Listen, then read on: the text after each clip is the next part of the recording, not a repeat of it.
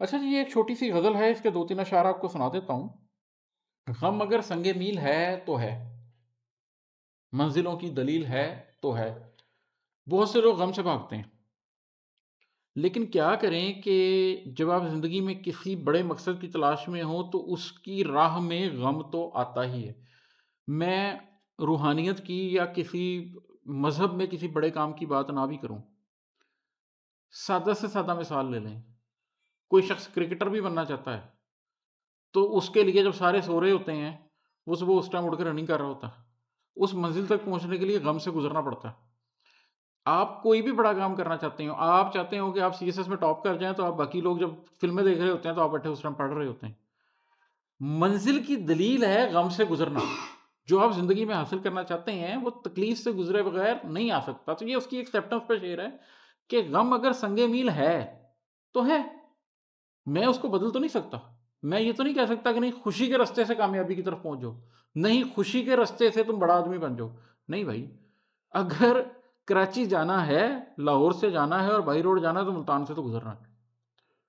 ज़िंदगी में बड़ा आदमी बनना है, किसी भी चीज़ में कोई बड़ा मुकाम पाना है, तो सफ़र जहाँ से आगाज़ होगा और जहाँ पर मंज़िल आएगी उसके बीच में जो संगे मील है वही आप बदल नहीं सकते।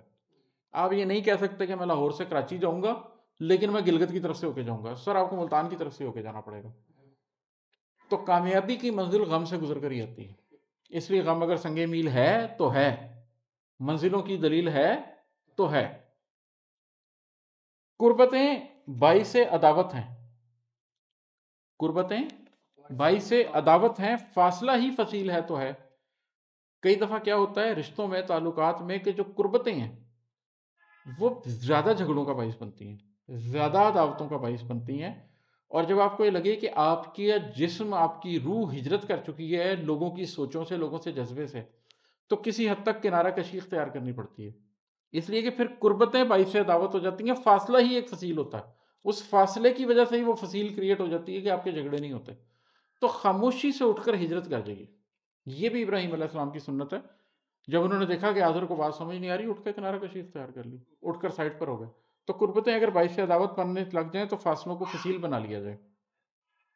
और है कि चैन के पल तो बस हवादिस हैं और उदासी तवील है तो है।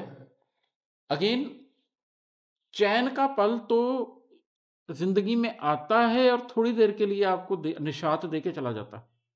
वो एक वाक़या है, वो एक हादसा है, वो एक इवेंट है। जो परपेचुअल सिचुएशन है, वो एक उदासी और तन्हाई की है। आप दुनिया में आए हैं, आसान नहीं है।